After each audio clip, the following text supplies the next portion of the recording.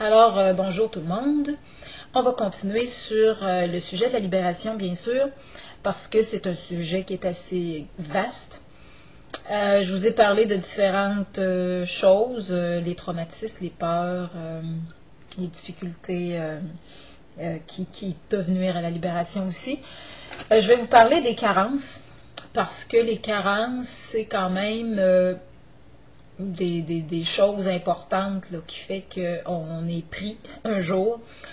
Les carences surviennent généralement dans l'enfance, quand il y en a, et se poursuivent à l'âge adulte, mais sous d'autres formes. Si vous avez vécu des carences et que dans votre vie, vous vous sentez privé dans quelque chose, c'est de rentrer par vous-même, vous entrez dans vos besoins que vous avez. Si par exemple vous avez un conjoint qui ne vous apporte pas ce que vous voulez ou une conjointe qui ne vous apporte pas ce que vous voulez, vous l'avez choisi, donc ça signifie que ça vous appartient. Alors, vous entrez dans vos carences et vous ressentez vos carences. Vous ressentez votre désir, vous ressentez votre besoin. Ça fait mal. Vous ne le comblez pas, là. Vous le ressentez, le besoin lui-même. Vous ne comblez rien. On ne s'imagine pas qu'on va recevoir ce qu'on veut, c'est pas ça. On rentre dans ce qui nous fait mal là-dedans.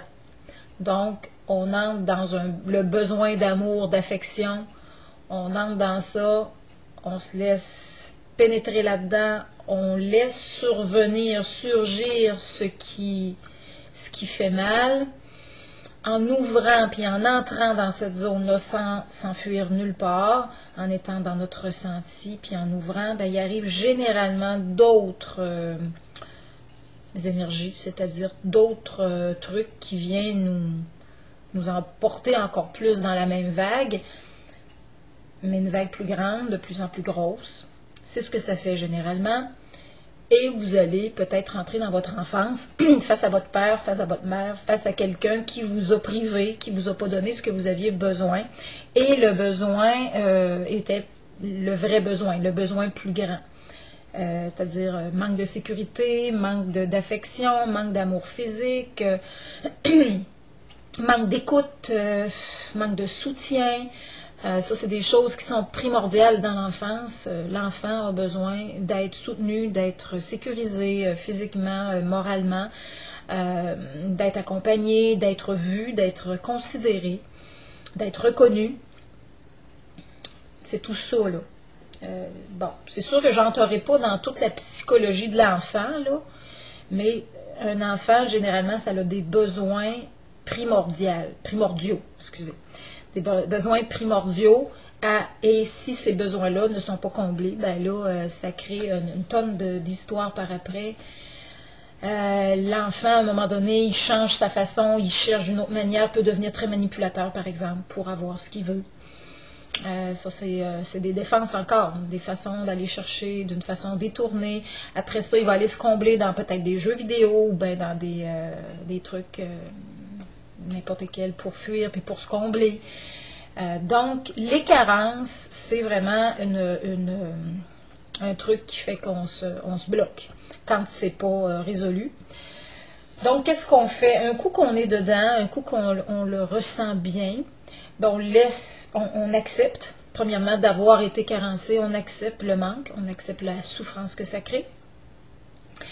Et si vous avez des images de ça, de façon très spécifique, votre père, votre mère, vous voyez des choses, tant mieux, ça va être peut-être plus facile. Et en entrant dans ça, vous allez avoir plus de sensations, ça va être un petit peu plus fort, et vous allez être en mesure de régler ça en vous donnant à vous-même ce que vous manquez. C'est-à-dire que l'amour de soi prend beaucoup, beaucoup d'importance parce que vous allez vous combler vous-même dans vos carences. Manque de tout ce que je peux vous expliquer, mais ça peut être plus vaste que ça, là, parce que des besoins primaires, il y en a quand même beaucoup. Les besoins que j'appellerais les faux besoins, c'est pas que c'est faux, c'est que l'enfant, plus tard, va s'organiser pour rentrer dans des trucs qui sont secondaires. Exemple, il y a des jeunes aujourd'hui que si tu leur enlèves leurs jeux vidéo, qui vont vraiment capoter. Pourquoi donc? Parce qu'ils ont manqué. De quoi? Considération, d'assistance, d'accompagnement, d'écoute. Je ne sais pas, là, je vous dis ça comme ça, mais ça se peut très bien. Donc, il y en a qui vont vraiment capoter fort. Puis il y en a moins. Il y en a qui vont embarquer là-dedans, ils sont capables de débarquer, ils sont moins dépendants, puis il y en a d'autres que c'est énorme leur dépendance. Donc, ça en est des choses que c'est bon de visiter, c'est-à-dire que si vous êtes accro à quelque chose, ben, décidez peut-être de l'arrêter pour voir ce que ça vous fait, puis entrer dans votre mal. Ça peut être, il y en a que c'est la dépendance comme les drogues, puis la cigarette, tout ça, là, ça fait tout partie de cette affaire-là. -là, c'est-à-dire les carences, on fait des trucs après pour essayer de combler ça. Et ça ne comble pas réellement, ça comble sur le coup, mais c'est fini après. Bon, il y a bien des gens qui connaissent ça, là, ce que je dis là, c'est sûr. Par contre, je vous dis de faire la même technique que je vous expliquais dans les premières vidéos, c'est-à-dire vous entrez dedans, vous accueillez le mal, ne pas le fuir, vous ouvrez, vous invitez tout le ressenti. Lorsque vous invitez le ressenti, il y a des choses nouvelles qui viennent par après, puis là vous avez plus de perceptions fortes, d'images aussi peut-être, et de sensations. Puis là, en accueillant ce mal-là, vous vous donnez finalement l'amour que vous n'avez pas reçu, le soutien que vous n'avez pas reçu. Peut-être qu'au début, ça ne se fera pas de suite, mais à force de le faire, ça va venir. Parce que vous allez, à un moment donné, on lâche prise sur le mal que ça fait, parce qu'on n'est plus capable de soutenir l'attention, tout simplement. Et l'ouverture du cœur fait qu'on peut se mettre à pleurer. Remarque, on peut avoir des bonnes réactions, puis après ça, l'amour arrive. Ouais, c'est à peu près ça. Donc, je vous dirais en même temps aussi, excusez, si vous ne savez pas trop où vous en allez là-dedans, cherchez pas, il n'y a rien à chercher. Laissez juste surgir. Quand vous vivez des choses dans votre quotidien, faites juste les remarquer. Dites-vous, oh, quand je suis en contact avec cette personne-là, ça me fait ça, j'ai un problème de ça. Ben parfait, retirez-vous, rentrez dans votre malaise, puis faites l'exercice de rentrer dans ce qui vous fait mal. Cherchez pas nécessairement, je veux travailler sur moi, je veux travailler sur mes carences, etc. Faites pas ça parce que vous ne irez pas dans le bon ordre, vous ne serez pas prêt. On est prêt quand ça vient, on est prêt quand ça arrive. Donc, s'il y a quelque chose qui survient à vous, puis qui vous amène à vous sentir mal, ou à vous sentir en carence, ou à vous sentir vraiment mal, ben là, allez-y, allez voir, tout simplement, à ce moment-là. Vous êtes prêt quand ça arrive dans votre quotidien. Il y en a des fois, ils veulent trop chercher, puis plus vous cherchez, plus vous êtes dans votre mental, donc ça ne donnera pas grand-chose. Ça, c'est un conseil là, que en tout cas, moi, je vois que les gens qui viennent vers moi, on va toujours au présent. On demande si vous voulez, qu'est-ce que vous voulez travailler, qu'est-ce qui vous fait mal aujourd'hui, pas là 5 ans, non, aujourd'hui, maintenant. Fait qu'on travaille avec le présent parce que c'est là où c'est prêt.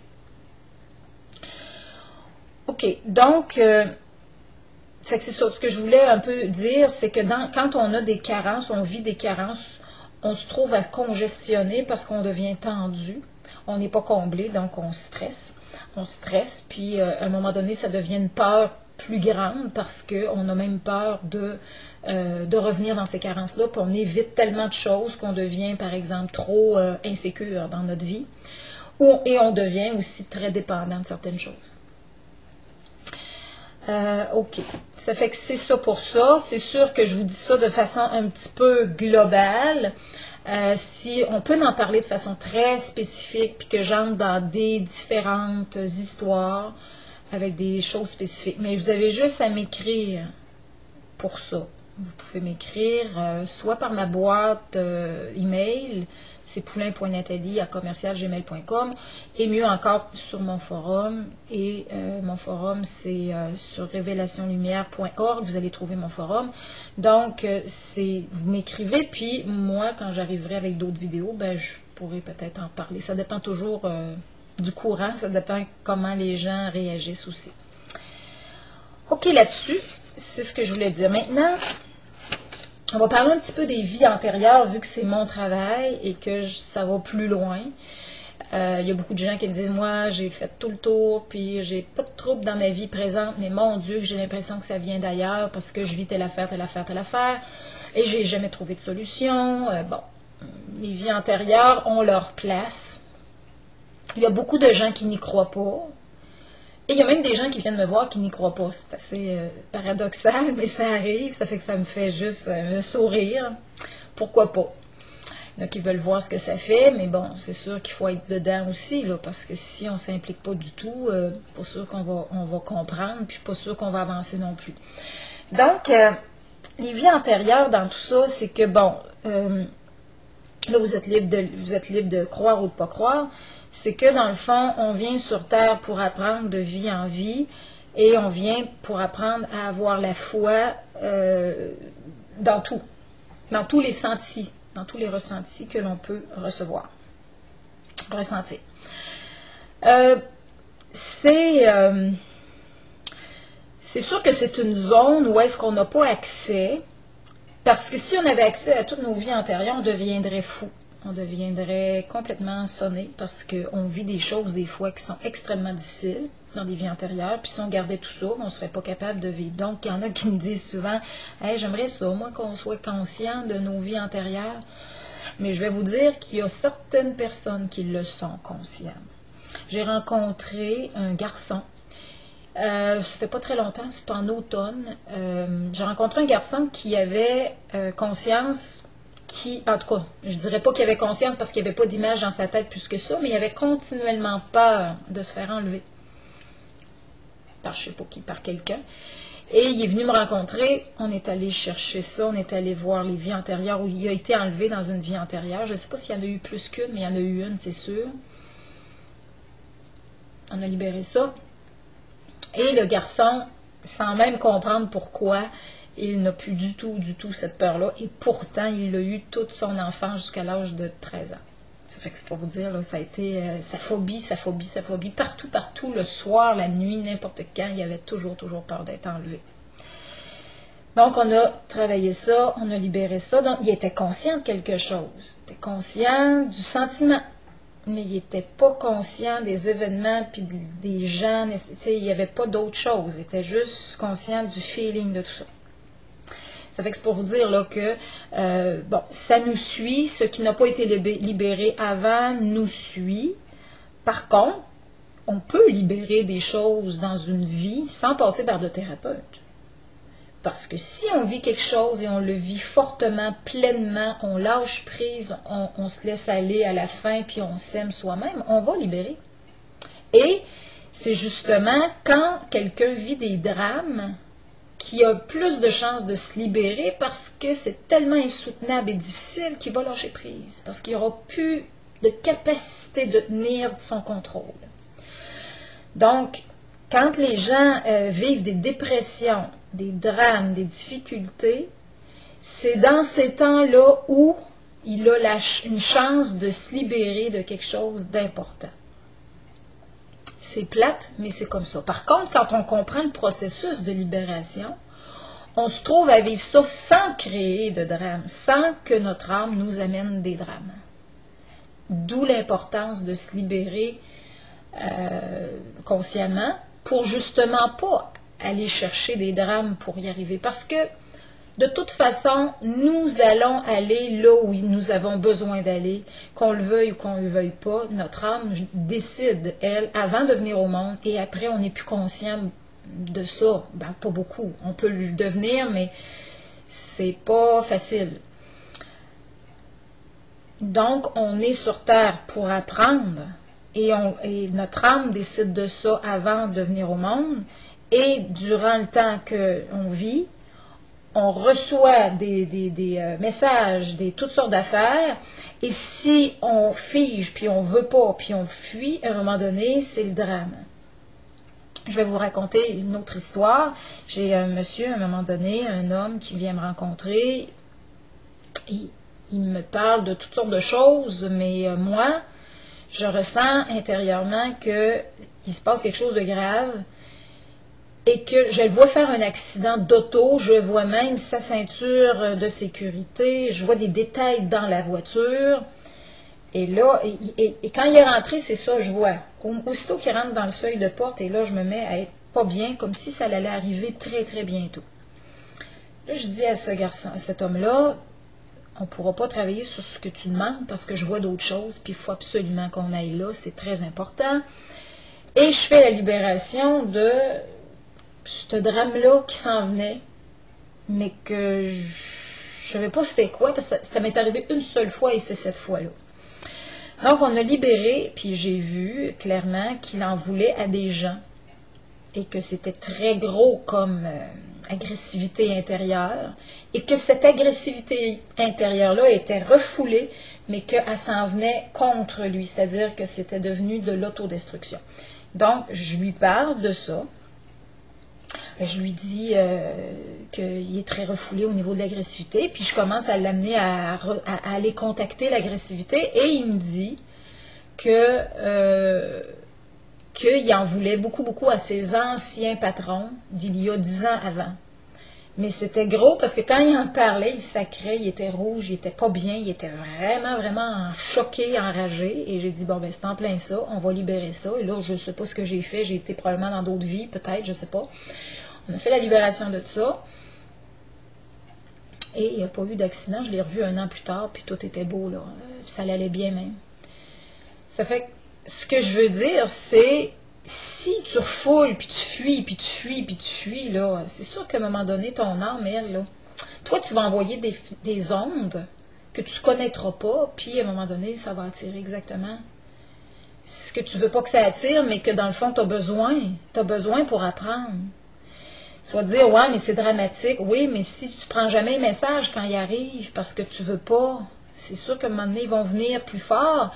Le drame apparaît gros, gros, gros, mais un coup qu'on l'a traversé, ça devient plus rien. Puis quand on est rendu décédé à la lumière, on le sait que les drames ne sont plus si... C'est pas dramatique, parce qu'à la lumière, on ne voit pas ça comme ça du tout. On sent que tout est réuni, il n'y a aucun problème à la lumière, tout est uni. Tout est ensemble, tout est uni, il n'y a pas de mal. Il n'y a pas de mal qui existe rendu là. On vit ça sur la terre, mais c'est une illusion. D'où l'importance d'y aller pleinement soi-même, mais pas courir après dans le sens de chercher, mais d'aller là où ce que ça nous interpelle. Donc, soyons attentifs, tout simplement. Bon, les vies antérieures, je ne vous dirais pas aller là, pas plus que ça, non, parce que ce qui est important, c'est de suivre votre ressenti, puis quand ça vous ouvrez dans votre ressenti, si vous ouvrez bien grand, bien gros, puis vous percevez, puis vous êtes très à l'écoute, c'est fort possible que des ondes arrivent à vous, puis ça fait, mon Dieu, j'ai pas vécu ça dans ma vie, mais je ressens ça, puis je commence à voir quelque chose, puis je reconnais pas ça, mais ça me parle. C'est pas gros au début quand même. Et ça vient, puis on écoute, puis on continue de ressentir. C'est pas de chercher là-dedans avec notre tête, c'est continue de ressentir. Ouvre encore, ouvre encore.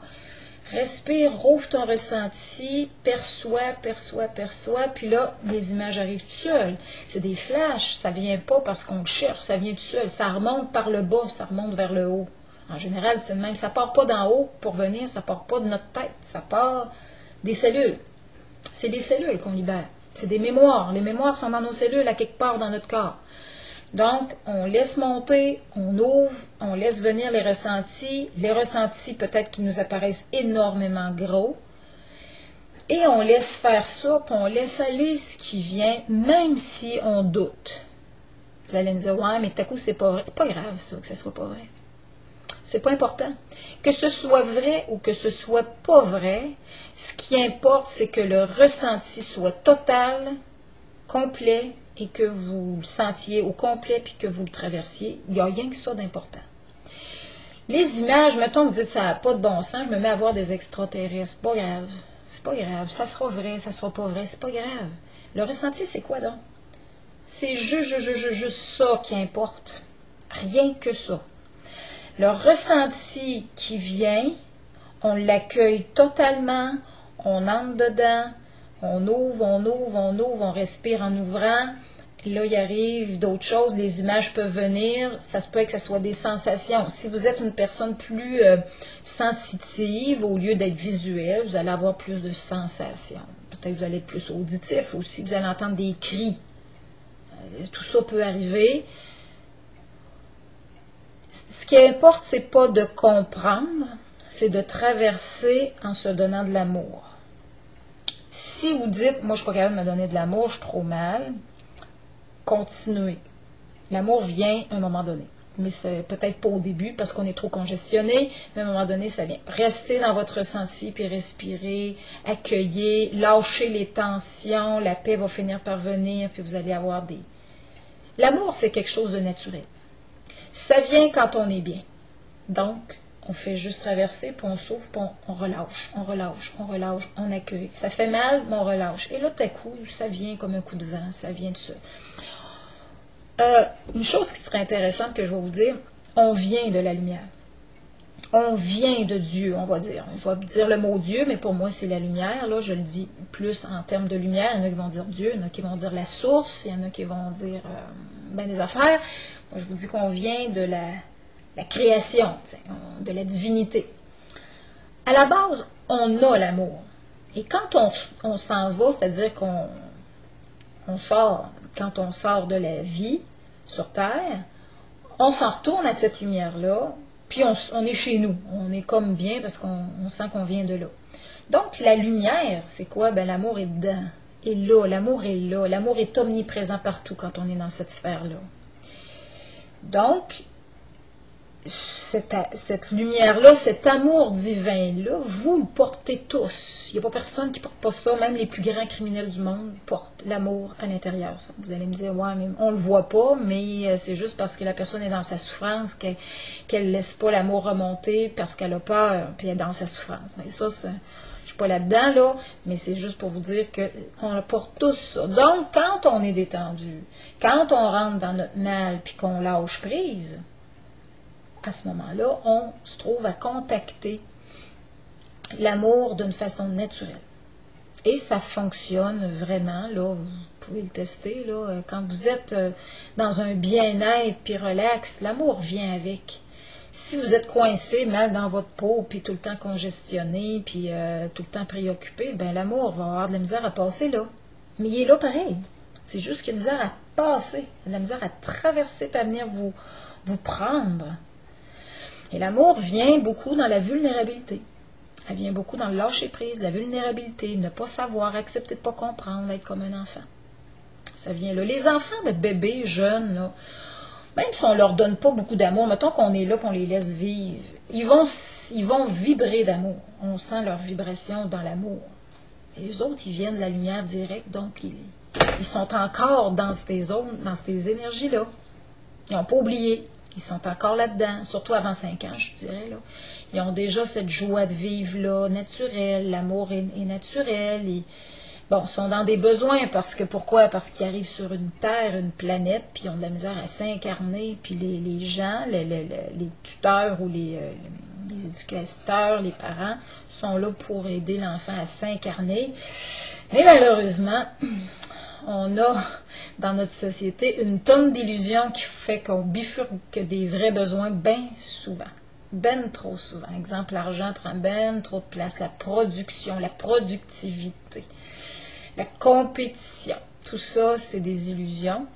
Tout ça, c'est une machination qui fait qu'on brise les enfants ben trop jeunes. Puis c'est pas facile de les sauvegarder.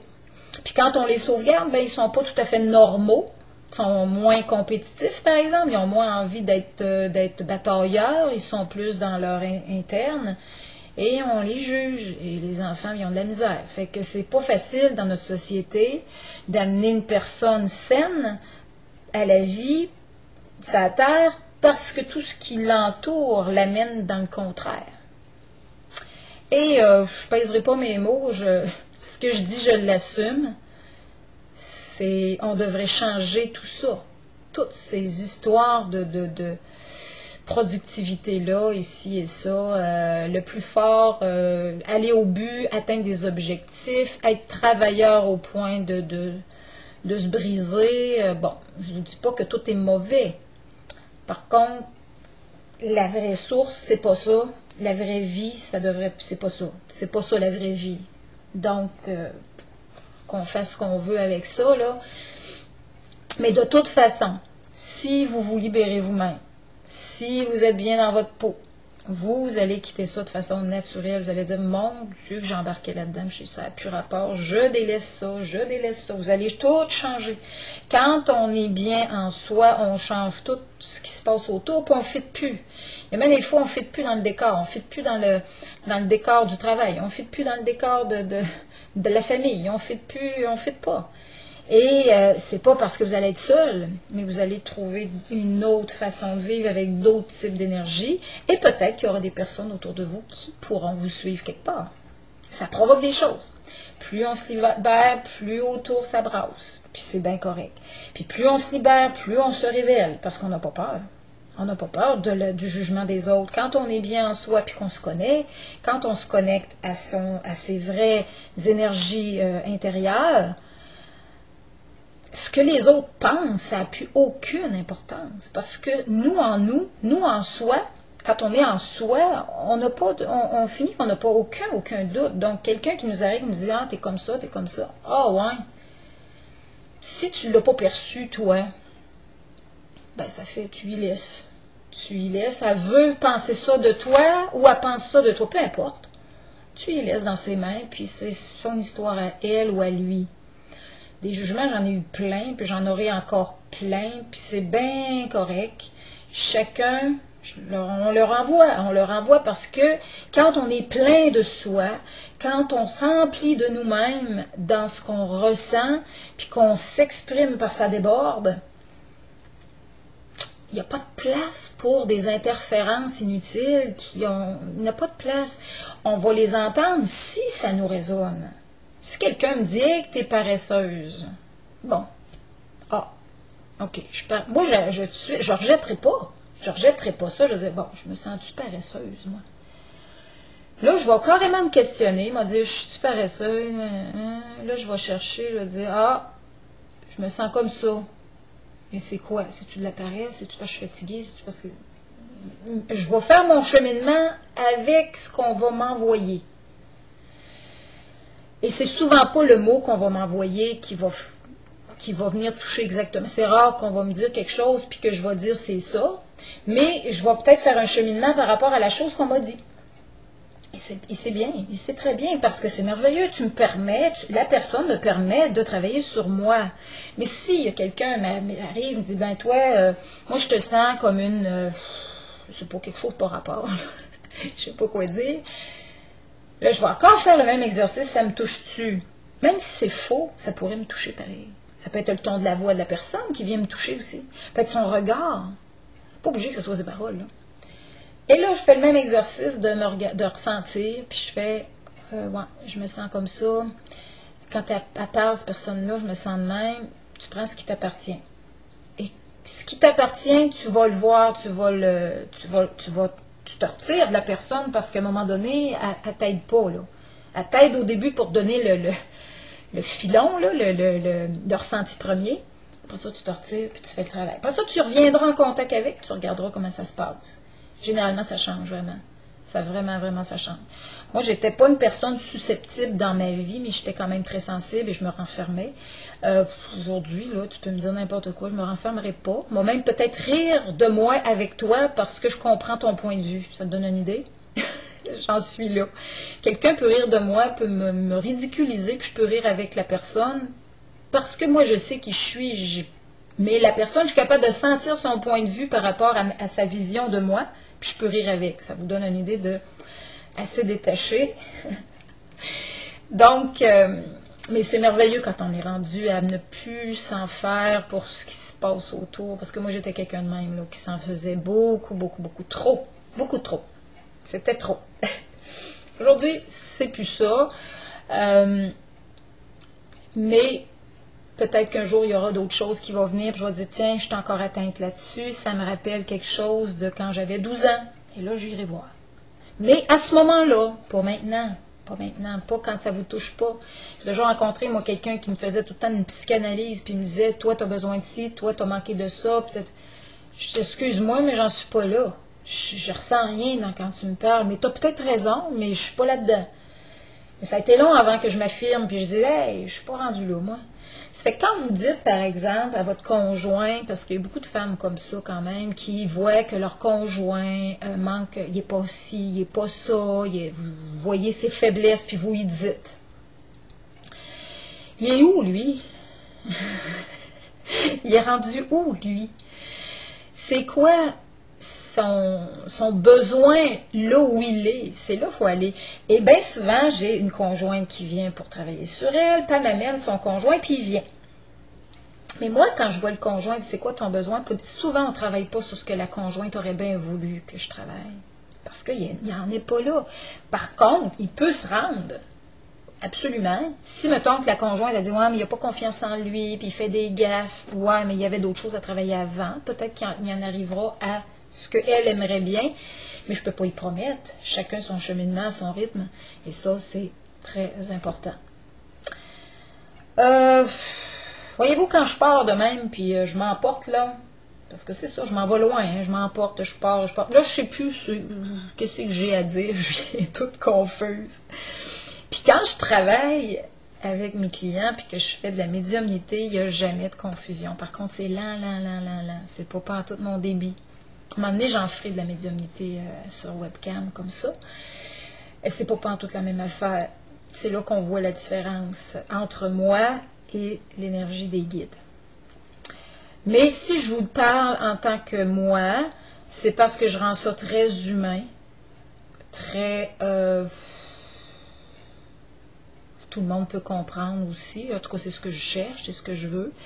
Quand c'est les guides qui parlent, des fois, il y a bien des gens qui ne comprennent pas l'énergie de ça. Mais si je vous parle assez souvent, vous allez comprendre comment que ça fonctionne, la vie. La vie, c'est de l'énergie. Toutes les formes sont... Les formes elles-mêmes, ce que vous voyez comme forme, c'est de l'énergie. C'est pas rien, c'est de l'énergie. Mais c'est pas des formes, c'est de l'énergie. Donc, on est énergie, on ressent l'énergie, on vibre dans l'énergie, les énergies nous envoient des vibrations, mais tout le temps, on vient pour travailler sur soi, dans le sens de apprendre. Même si vous ne le voulez pas, ça va se faire pareil. Vous avez le choix d'évoluer vite, puis vous avez le choix de ne pas évoluer rapidement. C'est votre choix. Les gens qui n'évoluent pas rapidement, c'est des gens qui s'enferment dans des mondes à eux, qui se confrontent jamais, qui refusent toute confrontation, qui fuient. Par contre, ces personnes-là ne doivent pas se surprendre s'ils vivent des drames en bout de ligne. Donc, il ne faut pas se surprendre à ce moment-là, parce que c'est la logique. Mais il y en a qui n'en vivent pas aussi. Il y en a que vraiment, ils ont décidé ça, de vivre tranquille pendant une vie, parce que peut-être que les vies d'avant ont été extrêmement violentes, puis que là, ils ont besoin d'un break, puis que leur âme le sait. Ils ont choisi des bons parents, une belle petite vie tranquille. Ça se peut, tout ça. Donc, il faut être conscient qu'il y a toutes sortes de vies sur la Terre quand même. Et pour ce qui est de savoir si... où est-ce que vous en êtes dans vos vies, parce qu'il y a beaucoup de gens qui me demandent ça. Il y en a qui me disent « Ouais, mais moi, je veux savoir où je suis rendue dans mes vies. » Ben, il y a bien des gens qui veulent être rendus à leur dernière vie, puis ils ne veulent plus revenir s'incarner. Ça me fait toujours un peu rire, parce que c'est rare, les gens qui sont à leur dernière. Mais je vais vous donner un exercice à faire, pour ceux qui ne le connaissent pas, parce que j'en ai parlé quand même souvent. Il y avait une madame, une fois, qui m'a consulté, qui voulait être à sa dernière vie, qui disait « Moi, je pense que je suis rendue à ma dernière vie. » Et je l'ai, et les guides lui ont dit, c'est pas moi, ils ont dit ben, on va vous faire passer un petit test, vous allez le savoir par vous-même. Si, par exemple, il arrive un assassin chez vous, qui vous met un couteau sur la gorge, est-ce que vous allez avoir peur? Comment vous allez réagir? Si vous avez peur, puis vous avez très très peur, parce que vous pensez d'être tué, vous avez peur, c'est que vous n'êtes pas à votre dernière vie. Si vous êtes à votre dernière vie, vous n'aurez pas peur. Donc la madame, elle a compris qu'elle n'était pas à sa dernière vie. Et une fois, je rencontre une personne, et quand je le vois, instantanément, je dis « Oh, je pense pas qu'il y ait besoin tant que ça d'une consultation, parce que je sens qu'il est rendu très loin dans son évolution. » Et ce qui s'est passé, c'est que j'ai demandé au guide tout de suite. J'ai dit, c'est quoi ça? C'est quoi? Comment ça? C'est qui ça? C'est quoi ça? Pourquoi il est là? Parce que je ne comprenais pas. Et les guides ont dit qu'il était à sa dernière vie. Donc, je lui fais passer le petit test d'assassin qui rentre chez lui et qui veut l'assassiner. Et la réaction qu'il a eue a été instantanée, très calme, très serein. C'était très serein. Il a dit, sa réaction c'était, je lui dis, fais ce que tu as à faire. C'est ce qu'il aurait dit à la personne qui était prête à le tuer. Fais ce que tu as à faire. Ça, c'est rendu à la dernière vie. Par contre, ce qui est drôle, c'est que quand on est rendu à la dernière vie, on ne décède pas de façon violente. On décède consciemment avec le sourire aux lèvres, en le choisissant en plus. C'est-à-dire qu'on choisit, on sent la mort, on voit la mort, on voit où on va, puis on y va consciemment. Ça fait que ce genre de choses-là n'arrive pas, mais quand on est à la fin des vies, on a la foi en tout, donc on a la foi en notre âme. Donc, c'est ça. C'est ça que ça veut dire, en tout cas, pour ce qui est de la fin des vies. Pour ce qui est de où on est rendu, parce qu'il y a des gens qui me demandent toujours, ça fait combien de vies que je fais, il m'en reste comment? Bon, ça, on ne sait pas comment il en reste, c'est sûr. Mais on ne vous dit pas combien vous en avez fait, parce que ça va avec les expériences. C'est-à-dire qu'on ne compte pas les vies. C'est comme si les vies, ça ne se comptait pas. Pas pour les guides. Ce qui se compte, c'est plutôt, ben, je ne vois pas qu'on compte tellement, là, mais c'est ce qu'on a traversé.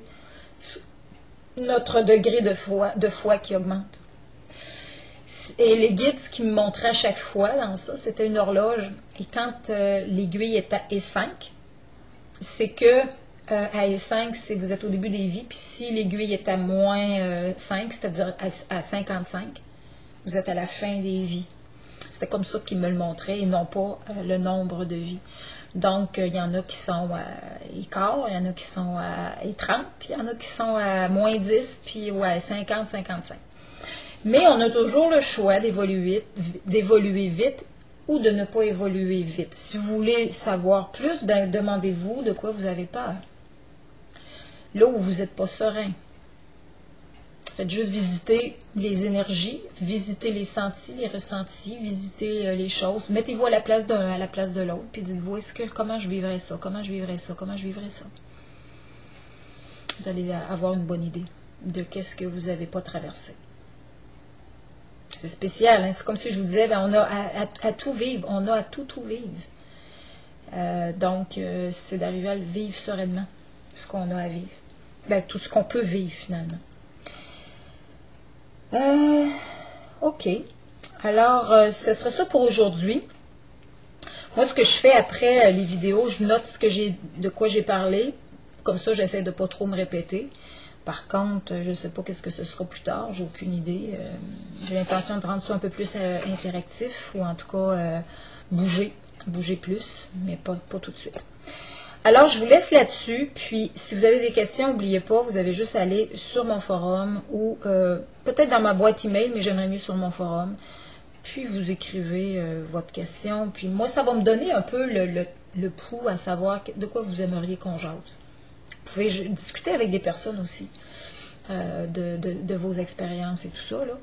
Puis, sur le forum, il y a toujours des gens qui sont là, qui peuvent vous répondre si c'est pas moi. Puis souvent, c'est moi qui réponds. Donc, je vous souhaite une belle journée. Puis, à plus tard. On verra où on s'en va. Bye bye.